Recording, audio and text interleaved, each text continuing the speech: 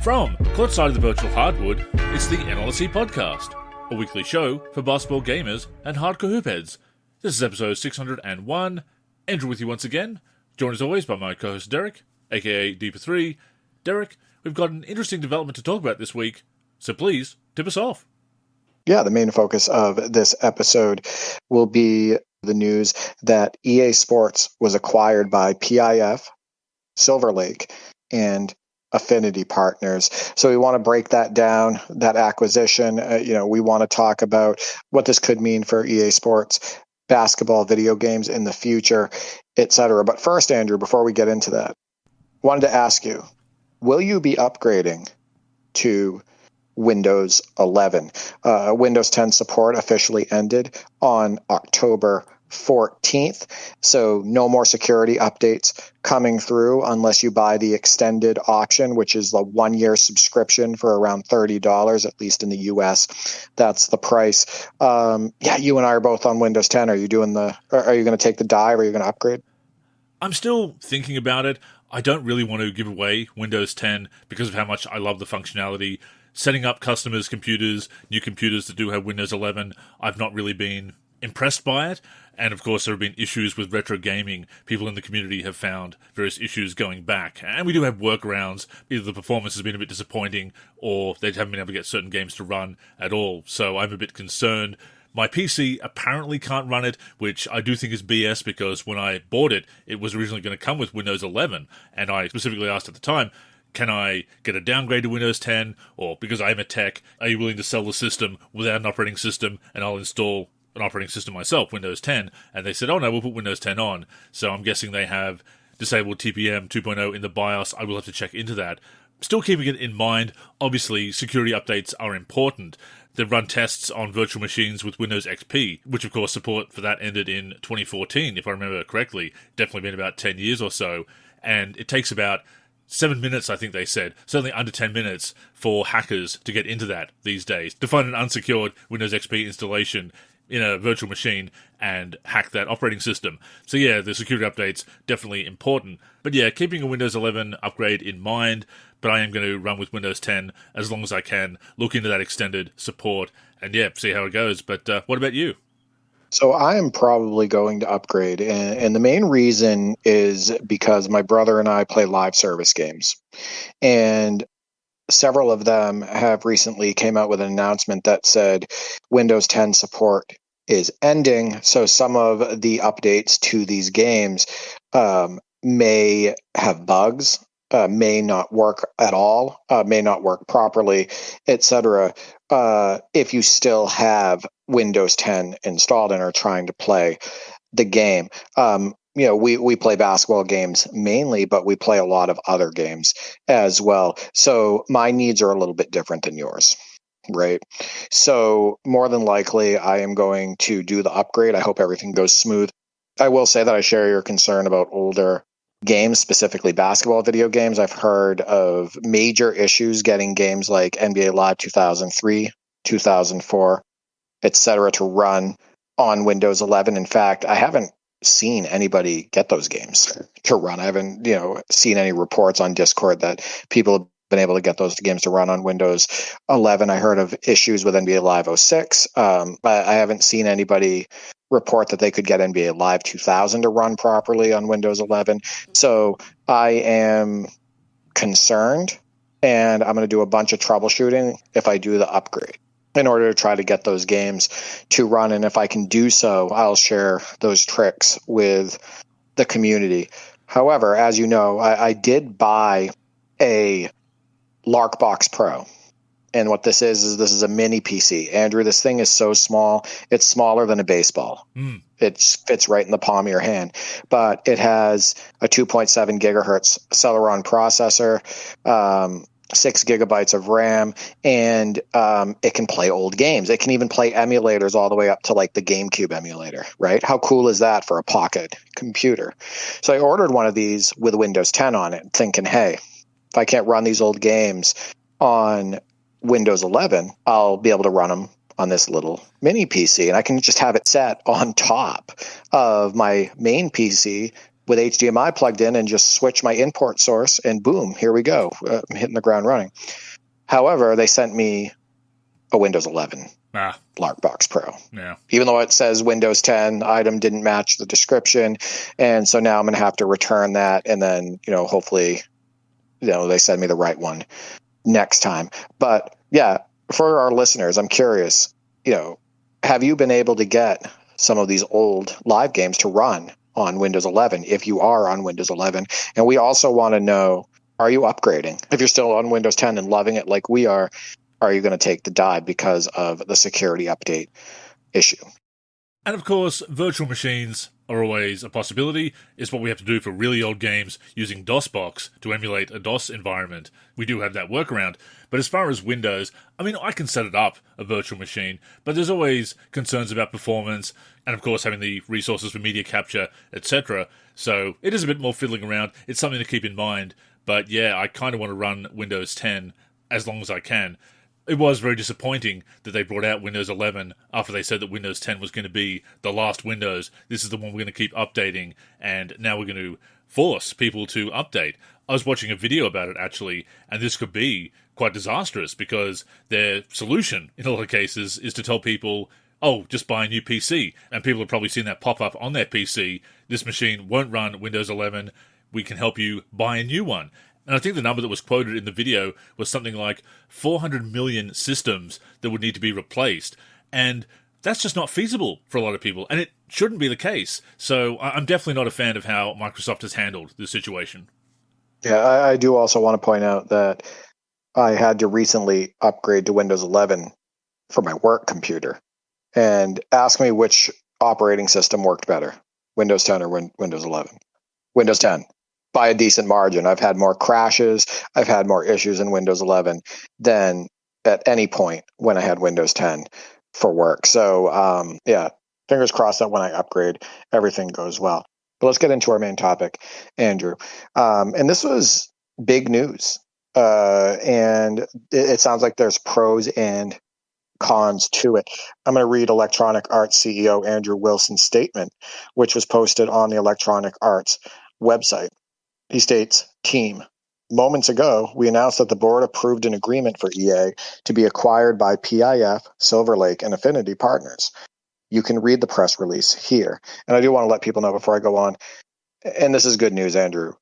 As of right now, no employees were laid off due to this. No, that is good. Acquisition. There's been no change in the workforce, and it doesn't sound like there will be anytime soon. So that's a plus. So it continues. Under the terms of the transaction, EA stockholders will receive $210 per share in cash, valuing EA at $55 billion. After careful evaluation, our board concluded that this transaction is in the best interests of our company and our stockholders. It continues. This moment is a recognition of your creativity, Andrew, your innovation, and your passion. You have built some of the world's most iconic IP, created stories that have inspired global communities, and helped shape culture through interactive experiences. Everything we have achieved and everything that lies ahead is because of you. I do want to let you know before I go on that it was reported that as part of this deal, they had to take on $20 billion in debt. Which is quite alarming. But you knew a statement like that was going to be in here to kind of, give a thank you, but at the same time, just kind of make this acquisition just sound like a super positive. Yeah, a lot of corporate speak in that. It might have been written with ChatGPT. Who knows? It continues. We are entering a new era of opportunity. This is one of the largest and most significant investments ever made in the entertainment industry. Our new partners bring deep experience across sports, gaming, and entertainment. They are committed with conviction to EA. They believe in our people, our leadership, and the long-term vision we are now building together. Our mission at EA to inspire the world to play continues to guide everything we do. Our values and our commitment to players and fans around the world remain unchanged. With continued rigor and operational excellence, we can amplify the creativity of our teams, accelerate innovation, and pursue transformative opportunities that position EA to lead the future of entertainment. Together, we'll create experiences that are bold, expressive, and deeply connected to inspire generations of players around the world. So basically what they're saying is business as usual, but we're going to be doing more innovating. There's going to be changes in that regard, but business as usual, Andrew. And in closing, he states, "I am excited to continue as CEO, working alongside our leadership team to advance our strategy. United by our vision, we will deliver experiences that transcend platforms and empower players everywhere to create worlds, characters, and stories that are bold, interactive, and deeply connected. Thank you for your creativity, your commitment, and the passion you bring to EA every day. This is a historic moment, and with the support of our new partners, the future we are building together is brighter than ever." The way this is worded, you could throw any other company name in there, Yeah. and have the exact same text, and it could just be a blanket statement announcement for so many different companies. So I think that's why reading this doesn't do anything for me. I think you would agree. It sounds very generic, but yeah, what are your thoughts on it? Yeah, it certainly does sound like he's trying to reassure employees company-wide. Understandably so, because there is going to be that concern whenever there is a merger, whenever there is an acquisition. Like you say, it does sound like it's going to be business as usual, at least in the short term. Is it going to affect us? Is it going to affect the teams, the employees? Only time will tell. I suppose I'm not expecting anything too different in the near future. If there's going to be more money pumped into the company, more investment in new technologies, in new developments, maybe they are going to bring back IPs like an NBA Live, like actually get back into college basketball. That's obviously what we're interested in. But yeah, maybe they do aggressively expand their range of titles, their innovation, whatever. But yeah, I'm not expecting anything to drastically change in the short term. So I wanted to go to the EA Newsroom piece to give you some more details. It states PIF, Silver Lake, and Affinity Partners bring deep sector experience, committed capital, and global portfolios with networks across gaming, entertainment, and sports that offer unique possibilities for EA to blend physical and digital experiences, enhance fan engagement, and create new growth opportunities. The transaction represents the largest all-cash sponsor take-private investment in history, with the consortium partnering closely with EA to enable the company to move faster and unlock new opportunities on a global stage.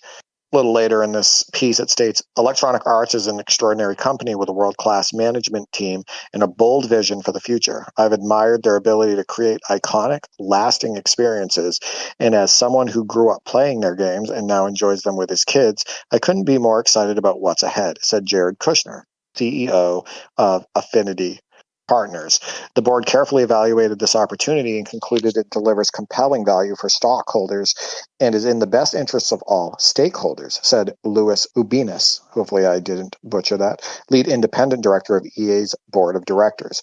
We are pleased that this transaction delivers immediate and certain cash value to our stockholders while strengthening EA's ability to continue building the communities and experiences that define the future of entertainment. The transaction was approved by EA's board of directors and is expected to close in Q1 fiscal year 27 and is subject to customary closing conditions, including receipt of required regulatory approvals and approval by EA stockholders. Following the close of the transaction, EA's common stock will no longer be listed on any public market. This transaction will be funded by a combination of cash from each of PIF, Silver Lake, and Affinity Partners, as well as rollover of PIF's existing stake in EA, constituting an equity investment of approximately $36 billion and $20 billion of debt financing, which I mentioned earlier, Andrew, fully and solely committed by JP Morgan Chase Bank, $18 billion of which is expected to be funded at close. Each of PIF, Silver Lake, and Affinity Partners plan to fund the equity component of the financing entirely from capital under their respective control. It states that upon completion of the transaction, EA will remain headquartered in Redwood City, California, and continue to be led by Andrew Wilson, as we stated earlier. So, yeah, another interesting thing, Andrew, is I was looking at an MSN article on this, and I believe we talked about this off air when it was being discussed back then, but it states acquisition has been a discussion surrounding EA for years now, with some major rumors back in 2022 involving discussions with companies like Apple, Disney, and others. Do you remember that? I feel like we had a discussion about this off air, and there were a few things that blew up on social media, but it never transpired. Yeah, I do have some vague memories of that. And of course, we have seen some big companies merge over the years, be acquired. You know, in recent years, WWE coming under the TKO umbrella with UFC and what that's meant for that company. And as you were reading out that article, I'm reminded of a lot of things that were said during the WWE acquisition. And even today, where they're touting record high gates and attendance and all kinds of financial success for the company, doesn't necessarily mean the product is entertaining. Is it good for the fans, especially as prices go up and up for tickets? So my immediate reaction is, well, this sounds great for shareholders and the company and anyone who has a financial stake in the whole situation. What is it going to mean for us, the consumer? Exactly. And we don't know anything yet, right? I mean, again, this is all just corporate speak. Yep. Really, and what are they going to say? It's all up in the air. No, they're going to try to pump you up about it, and they're going to say, how exciting. Yeah, it's going to be great. It is. Look what's going to happen. Exactly. Yeah. And just let everybody know. So PIF is Saudi Arabia. It's Saudi Arabia's private investment fund. That's what PIF is. Affinity Partners, as I stated before, is owned by Jared Kushner, who a lot of our listeners may know who that is. And Silver Lake is a global technology investment firm that makes large-scale private equity investments in technology and tech-enabled companies. So this MSN article gets a little bit deeper into this, Andrew, and I also found this pretty interesting. Should EA be successfully acquired, this deal would be the second largest company transaction in video game industry history, only topped by Microsoft finalizing its acquisition of Activision Blizzard in October 2023 for a total of $75.4 billion, with the deal originally being proposed for $68.7 billion. Saudi Arabia, who again owns PIF, recently made another big investment with Savvy Games Group's Scopely, purchasing Niantic's game portfolio, including Pokemon Go, for $3.5 billion in March. So clearly PIF is making moves. The MSN article also mentions the debt piece. It states, as noted by Bloomberg reporter Jason Schreier on Blue Sky, one element of this deal that is being overlooked by many conversations is the fact that this purchase will also see EA on the hook for $20 billion of debt financing, something Schreier and many other analysts note could lead to things like mass layoffs, more aggressive monetization. You know you love that, Andrew. Oh, yeah. And other big cost-cutting measures as the company tries to correct itself post-acquisition. So, like I said at the top, it's good news right now. Nobody's been laid off, right? It's business as usual right now. But in the future, when this debt hits the books, it could mean mass layoffs. It could mean more predatory mechanics. And that's not good for anybody. Yeah, and that's important to note because out of the gate they're talking about how this is going to be so great financially, how it's going to open up all these new opportunities, but they're obviously going to be dealing with this debt. And I don't pretend to be an expert in these matters, but like you said, if they're dealing with that, layoffs, extra monetization to offset those costs are the kinds of things that big corporations do. Layoffs, that means less talented people working on these games. It means projects get cancelled. Monetization, games being designed in a way that is really pushy with their recurrent revenue mechanics, even more so than what we've seen in the past. Yeah, it definitely is a concern. Remains to be seen what they do. And of course, right now, EA isn't getting into the basketball gaming space. We thought they were going to return with that college basketball game. They announced it. And then, of course, 2K came along, signed agreements with those schools, didn't ask for the exclusive contract, ruined EA's plans. EA still could have gone ahead with it, but decided to back out because they wouldn't get that exclusive deal. So yeah, the best chance to see a new basketball game from EA Sports in years has already gone up in smoke. Is this going to change anything? My prediction is no, certainly not in the short term, but it will be interesting to see. EA allowing themselves to get bullied again is just not surprising to me in any way. Before we go on, a reminder that the NLSC podcast comes out every week on the NLSC, me-live.com, as well as our YouTube channel. We're also on Spotify, Apple Podcasts, and other podcast apps. If you're listening on any of those apps, we'd greatly appreciate a review. To keep up with the show and everything we're doing with basketball gaming in general, connect with us on social media. On Twitter and Facebook, we are the NLSC. We also have an Instagram, NLSC Basketball, and on YouTube, we're youtube.com/NBA Live Series Center. Once again, visit us at nba-live.com, where in addition to the podcast, you'll also find all of our original content, as well as our forum and modding community.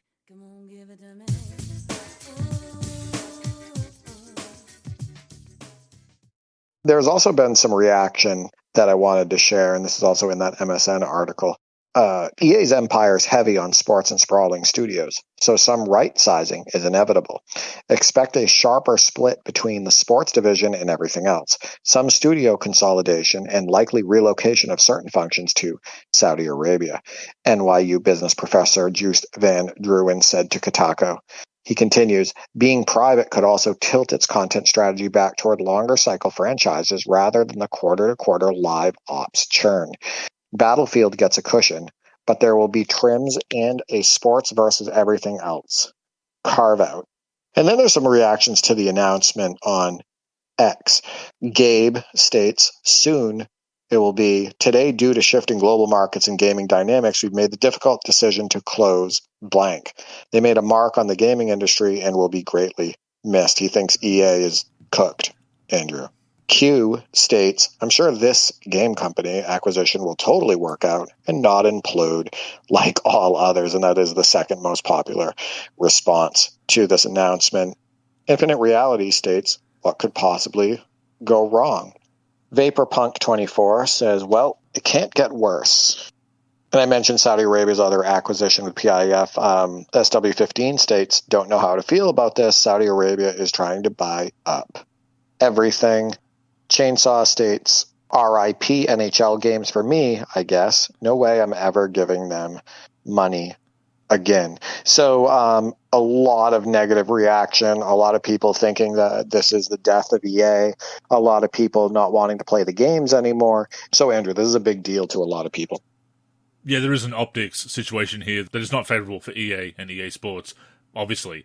And like a lot of people pointed out, acquisitions, mergers have often not turned out very well for companies or the products that they made. So I guess we'll see. Once again, for us in the basketball gaming community, we haven't had a basketball game from EA Sports in years anyway, so I suppose it isn't going to affect us directly. But for the wider gaming community, you know, we certainly care about the news. We care about the people who could be potentially affected by the acquisition. Once again, no one's lost their jobs yet, but with $20 billion in debt, who knows? So I'll give my opinion on this. I think if EA stays afloat, I think that we will hear fiscal year 2027, we will hear about layoffs, right? I think that there will also be a push for more microtransactions, potentially, due to trying to get that debt off the books. And I think they'll get away with it. Yeah. I think that they have a lot of major IP. They have a lot of games that, people do sink their teeth into, whether they get into the basketball gaming space or not. Here's a list, Andrew, of the major IP that they have: Madden NFL, NHL Hockey, EA Sports FC, EA Sports College Football, Battlefield, Need for Speed, Sims and SimCity, Command and Conquer, Dungeon Keeper, SSX, Dead Space, Medal of Honor, Star Wars Battlefront, Star Wars Jedi series, Peggle, Mass Effect, Dragon Age, Skate, Spore, Army of Two, Mirror's Edge, Plants vs. Zombies, Bejeweled, Titanfall, Apex Legends, and Super Mega Baseball. And this is in the MSN article, and it's funny because they state, here is a list of every major IP EA has access to directly, but it clarifies that franchises that have an asterisk next to them have some form of licensing or external element involved in the development that needs to be maintained in some fashion for the games to continue beyond their latest entry. And here are the names that are listed. Madden NFL, so that has an asterisk on it. NCAA Basketball, NBA Live, NFL Street and NBA Street, and EA Sports, UFC. some familiar titles in there, Andrew. Yeah, for sure. And I did see someone post in our Discord that there's still a mobile NBA game from EA that has dropped the live branding, which I kind of like, because it always felt a bit cheap to use the NBA Live name with that mobile game, which, as we've said before, not very fun, in our opinion, and certainly a cash grab as well, not really respectful of the NBA Live legacy. And people may laugh at that, but of course, there have been some absolutely classic NBA Live releases at the height of its popularity, at the height of its success, so it did feel like spitting on the grave of the actual NBA Live series to have that mobile game called NBA Live. So that is interesting. Obviously, they still have some agreement with the NBA. Does it mean they could come back with a HD game, as they've called it before, a console release, a PC release? We've talked about how much we'd like to see it. Whether it happens, that obviously remains to be seen. That was the case even before this acquisition. So once again, I don't think it changes anything in that regard. But it will also be interesting to see if people do follow through with their boycotts of EA Sports games and EA games.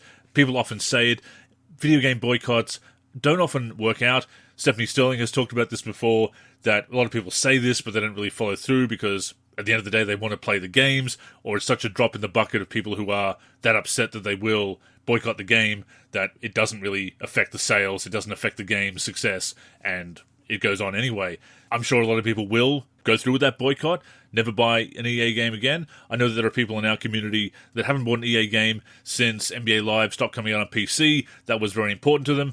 Important to us as well, obviously, but for them it was the final straw. We're never supporting EA again, or at least EA Basketball again.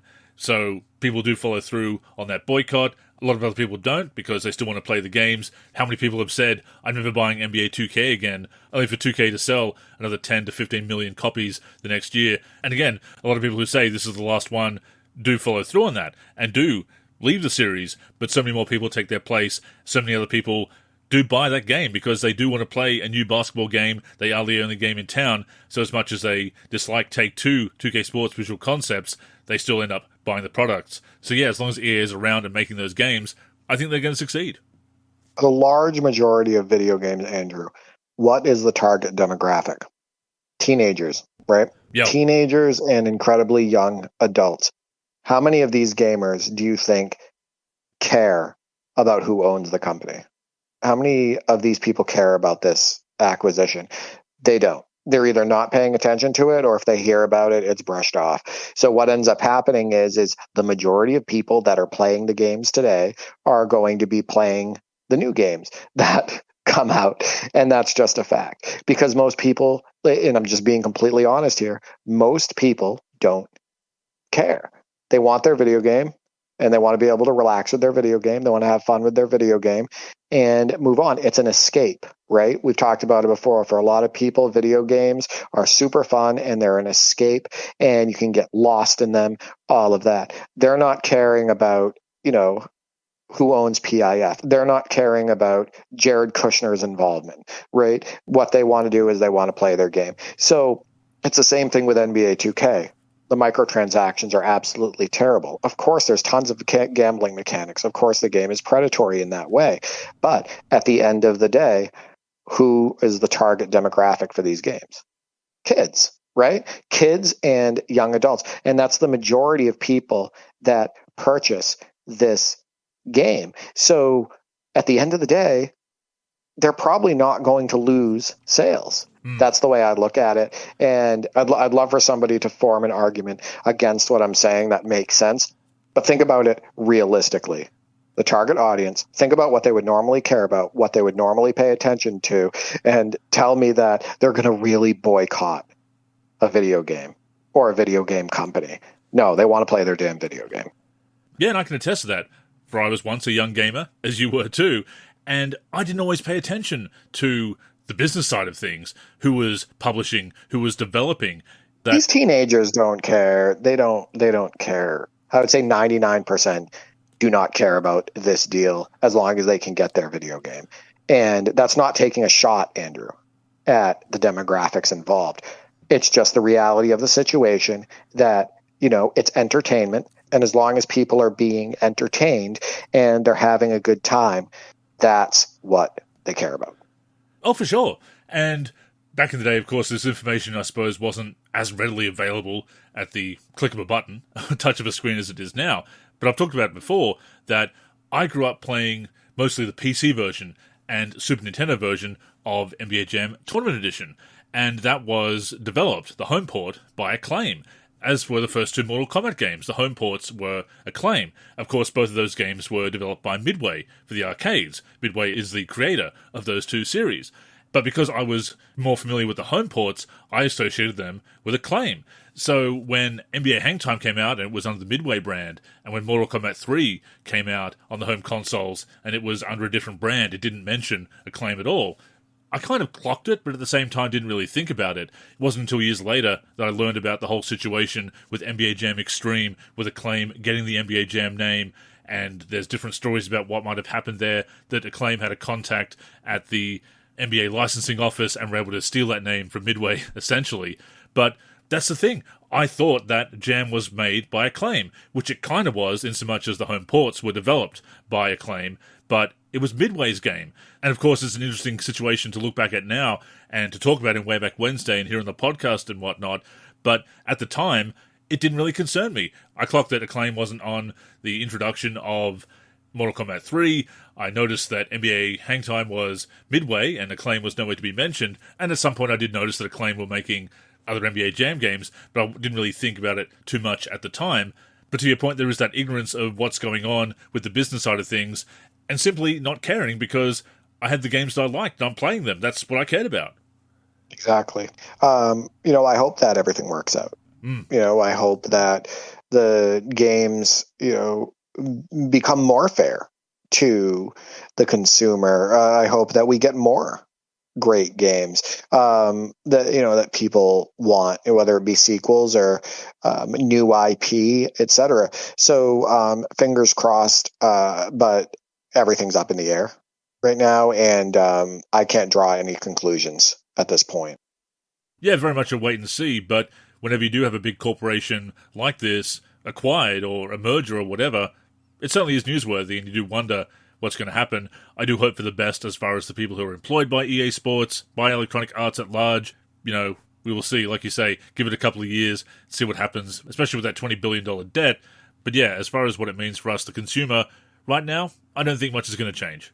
But with that being said, that has brought us to the end of this week's show.